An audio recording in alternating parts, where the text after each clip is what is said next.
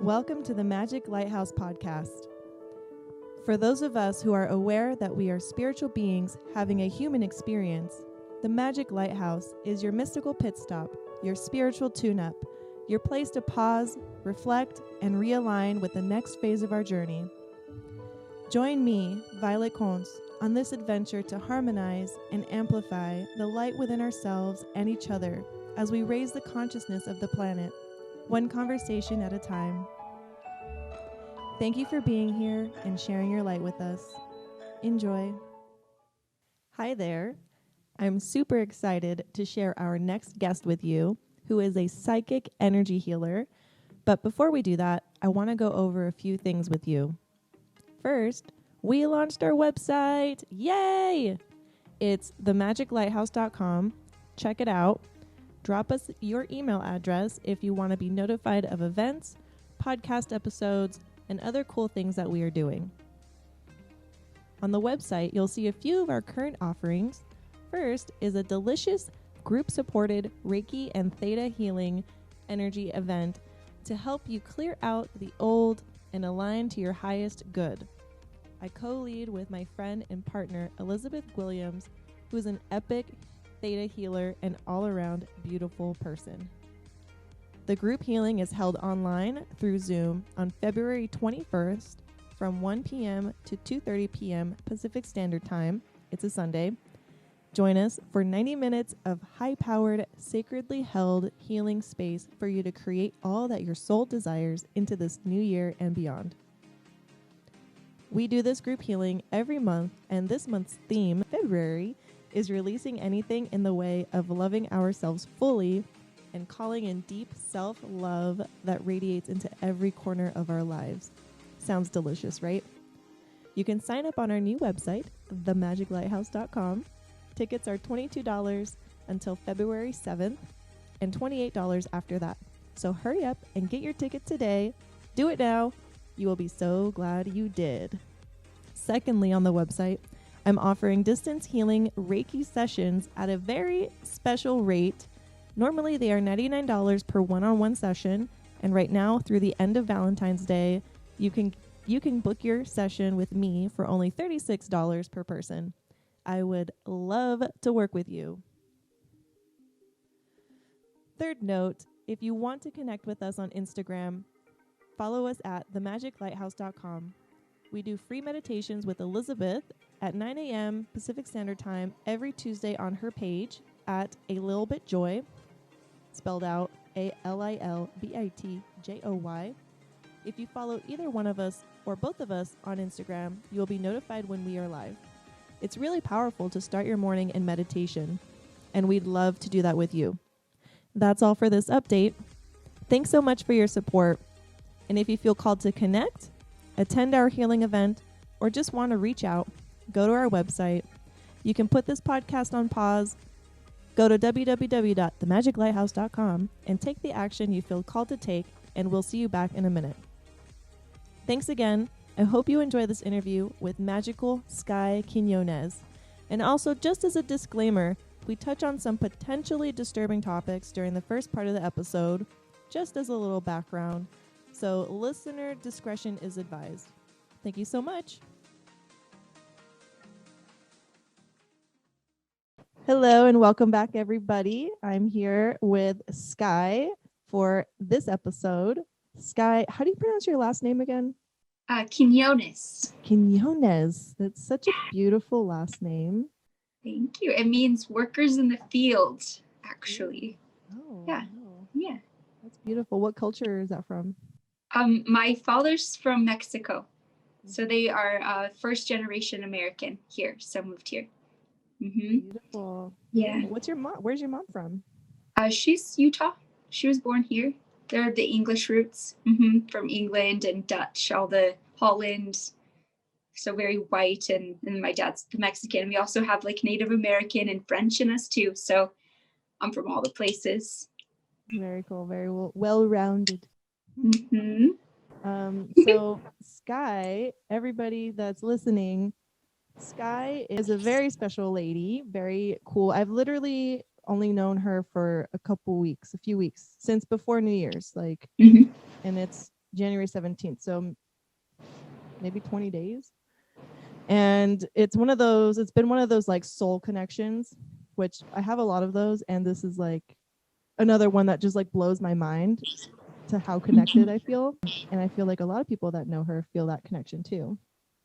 And just wanted to go into her introduction to create who she is for you all. Skye is a psychic, energy, and body healer.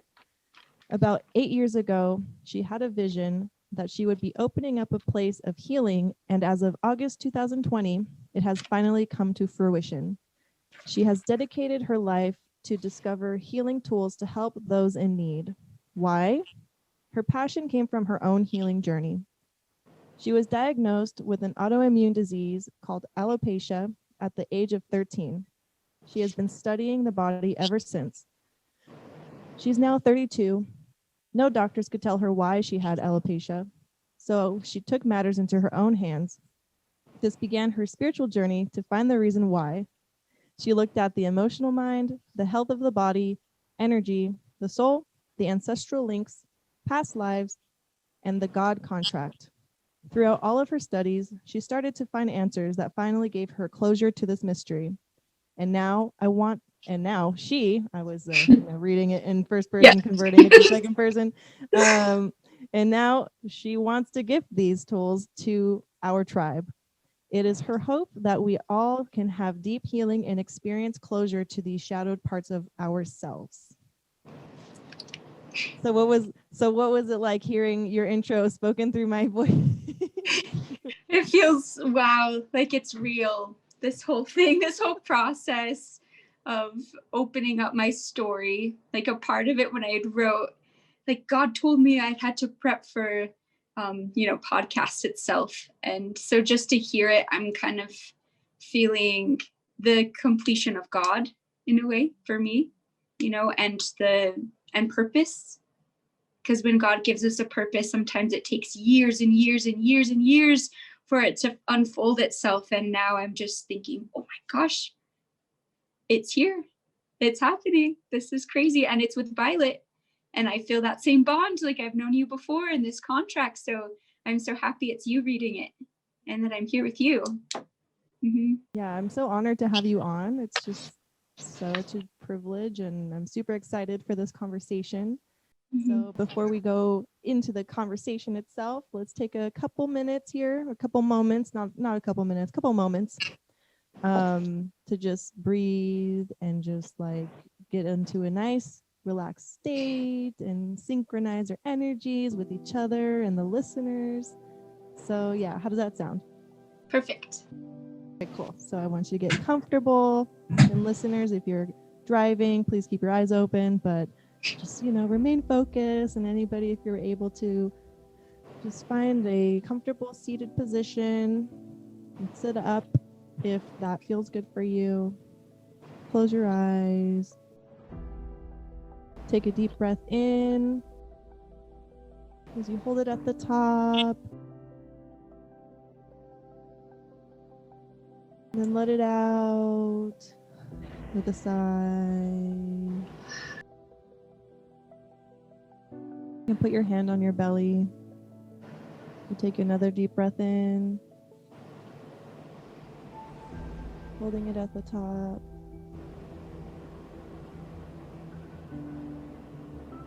Let it out.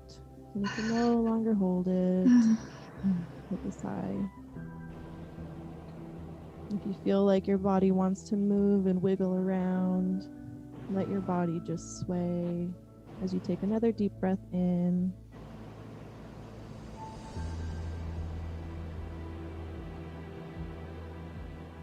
And hold it at the top until you can no longer hold it at the top anymore, and then let it out.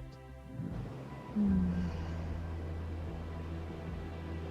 think of something that you're grateful for. And let yourself be filled up with that gratitude, with the memory, with that thought.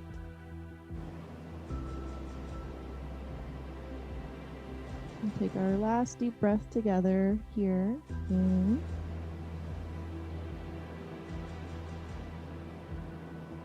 Holding it at the top just a little bit longer than you did before. And then let it out.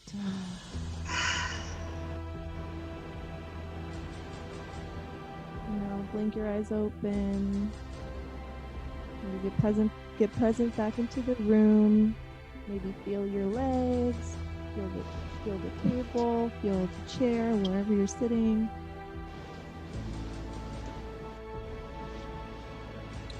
Into the space. I'm gonna cry. Sorry. That was beautiful. Thank you. Oh, you're so sweet. Mm-hmm. It's just beautiful that you're doing this, Violet. And just even that moment of gratitude. You know, I was just thinking about my family and this whole night and you, and yeah, just appreciate you. Appreciate you a lot.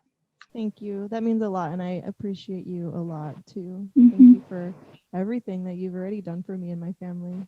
And all our readings together and conversations and text messages. Like, it's people like you, you know, that help me, or people like you that help each other out. Like, I think the world needs more people that allow themselves to be a contribution and allow themselves to be contributed to by other people. Yeah, that's the whole tribe feeling for me and building that. And I feel like there's just coming from a Latin family, and I worked at a Mexican restaurant, you know, there was so much community with the tribe there. And I just started to see that a lot of other people around me had lost that connection with tribe, and they weren't really helping each other out. But that was one of the biggest mottos in my family's restaurant, was we all help each other. And so with that, I'm all about the give and receive of each other, and building that community and tribe, especially with like-minded people, the spiritual tribe too. Mm-hmm. Which you're part of. Sorry, I'm like, yeah. I love it. Well, cool. All right. So I want to just, first of all, is there anything that you feel called to say right now before I ask you, like, I have some previously typed up questions, but I want to know if there's anything there that you want to say to the Magic Lighthouse audience as we begin this journey. I don't know if it's going to be a question at all, but one thing I really just want to make a shout out to is my mom and my sisters. So I asked my mom permission and my sister permission if I could tell some things about their journey really fast. And because it was those women that really shaped who I am and my big passion for healing. So my mom has been raped a lot, and very, very abused physically and emotionally. And anyways, on all of those journeys, my mom still is smiling and still tries to choose faith in God and has overcome so much. And she ended up marrying this guy, and he actually molested my two sisters. And so there's been so much rape and sexual trauma in my life. And I'm getting into some pretty heavy stuff, like, just to throw that out right away, you know, but I just wanted to say it was those women that continue to grow me to adapt even closer with women. And I just wanted to honor them. And they don't get their story out. They don't feel like they're worthy. They're afraid to talk about their traumas. But, you know, I feel like it's my mission to get women to talk about their traumas, and then we can support each other through those insecurities, because it's not easy to do it alone. And so a part of my mission is to create like a safe space where we as women, no matter what the insecurity is, we can open up together and really show them their strength, that they're a survivor. And it's not easy, but I feel like when we come together, it can be, you know. And so that's just what I wanted to quickly just throw out for my mama and my sisters, and for other women who are struggling to open up, that let's keep coming together to support one another. Yeah, so that's kind of where I was wanted to go with that. So, and then now whatever questions, or if that went off into some direction that you want to go, then I'm open. Thank you for sharing that. That was, I'm sure a lot of women can relate, and I'm sure men can relate too. Yes, men too. Yeah. Mm-hmm. A lot of us have been abused. I myself have also been someone who has been sexually abused. And it's not fun to like remember or to be a victim of abuse, of course. And it's important, I agree with you, it's important to share and to heal. And you heal in sharing, and you heal in having other people hear you and like understand and just be there for you. Not like they have to fix anything or change anything, but just in listening and sharing, there's a lot of healing that can occur. And I want to thank your mom and your sisters for giving you that permission to share their journeys. And, you know, because that's a catalyst for your own journey. So I want to honor you. I want to honor your family, your mom, your sisters, and everyone else in your family that had you, you know, transform into who you are today, and have you be here, you know, with me on this call, on this podcast, and ripple effect that it's going to have many people's lives. So thank you. You're welcome. Thank you for being vulnerable yourself too. Thank you. So how did you even know that you're psychic? So yeah, that's good. Good question. So it actually really started when I was probably about 4 years old. And I would see spirits in my mom's bedroom.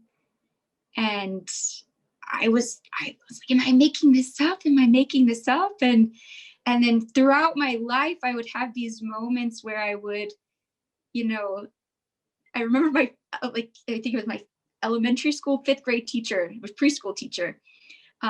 She was coloring with us, and I walked up to her, and I remember telling her that her husband really loved her.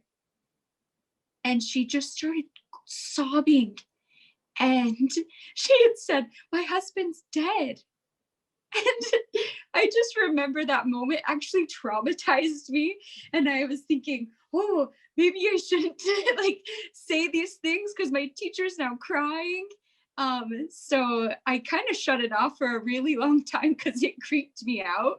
And then it was probably around 17, I went to this meditation course, and this lady was teaching us how to read people's energy. And I was partnered up with this boy named Wes, and I read him, and he just looked at me, and I started crying for him. And he just, when I opened my eyes, he just had this really blank look on his face. And all he said was, I've never told anyone that. and so I once again was freaked out.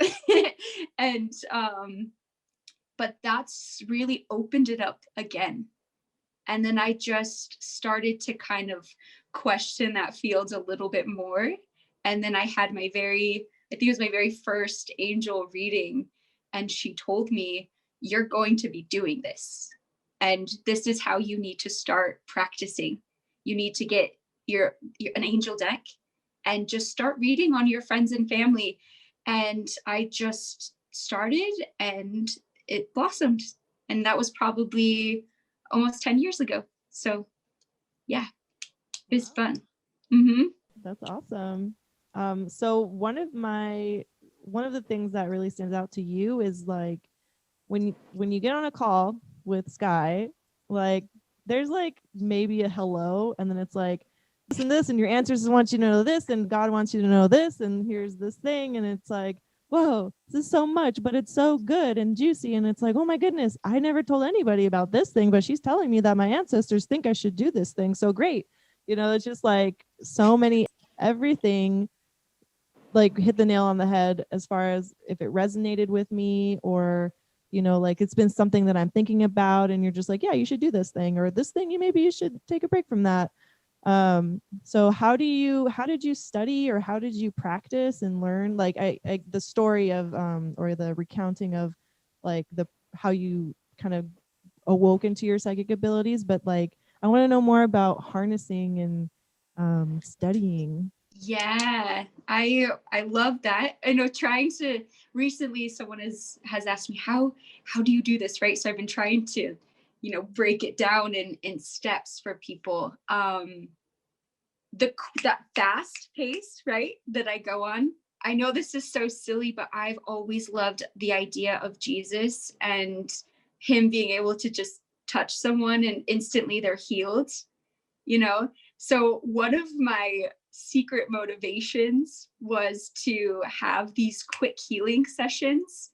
And so that's why sometimes when you get in calls with me, it's like, oh, this thing, one right after the other, because I've just gotten good at the downloads. But, obviously to break the downloads down and how I was trained. So my very first step was obviously oracle cards and just practicing all the time on people. The second someone challenged me and said, oracle cards are of the devil. You cannot read them. And a true psychic doesn't need oracle cards. So I took my cards, all of them, and I put them in a bag, in a garbage bag, and I locked them away.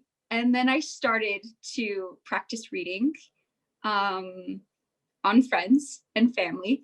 And then I was getting really good. The third part was definitely diet. I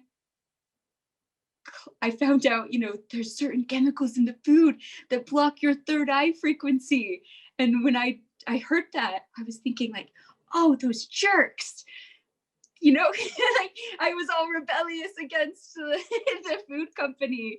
And so anyways, I tried it out for a good month just to see. And I meditated every single day and was just downloading my chakras and all the healing things in my body. And then when I tried the food again, I realized it really was disconnecting my brain and my third eye. So another level of the channeling was clearing the vessel so that God and the universe, whatever grand source that people want to use for their word, God, mine is God. Once that was cleared, God came through me and just taught me. And it was an unraveling experience. And then it also came from, my own healing process too, like energy kinesiology. If you haven't tried it, energy kinesiology was one of the main things that woke me up to my body and the messages that my body was giving me. I was working with this lady for 2 years straight on my healing every other week. And it was so intense. Can I share this story really fast? Please. This is really cool. So one of my energy kinesiology sessions, I wanted to know why I was so terrified of males' voices. Anytime a male would raise his voice, I would freak out. And anyway, so she does muscle testing. Have you done energy kinesiology ever before? I've never heard of that phrase, but I have heard of muscle testing, and I've done a little bit, but I've never heard of. Okay, yeah. So she does the muscle. Yeah, she does the muscle testing, and checks your energy and all your meridians, and she tracks, like, say, like you go in with an issue, and like the afraid of male voices, or maybe your stomach's hurting, but she'll muscle test you and go through all of her little books that she has and she figures out what's causing the problem. And all the way like linked to the kidney meridians and the brain and the eyes, and it's just really cool. So back to the male voices, right? So she's muscle testing me, and all of a sudden she gets to this energy point in my frequency, in my fields, and I just freeze up, and I like locked up, and I couldn't move. And I'm like try to talk. She's like, what's going on? And so she checks her files, and she's like, oh my gosh, you're in the fetus, you're in the 3rd trimester, you're about, you feel like you're gonna die. And maybe I shouldn't tell. No, I'm gonna share the story. So yeah, I'm on the edge of my seat right now. I'm like, okay, I'm just thinking out of respect to people, I want to make sure that the story's okay. Which all is peace, all is good, Dad. Okay, so my dad was a raging alcoholic at one point. Like he unfortunately was the type of man that when he drank, he was extremely angry, and now he's found God, and he gave me permission to talk about, that he's found God now, and that the past was the past. And anyways, but my dad in this moment, right, I guess apparently I almost died, something happened, and I became terrified, and I locked up, and I had a fear of letting men hold me. So she balances it so that it works, so that my energy starts to receive love from the masculine, and I start to feel calm around men. But right after the session, I called my mom, and I'm like, Mom, what the heck?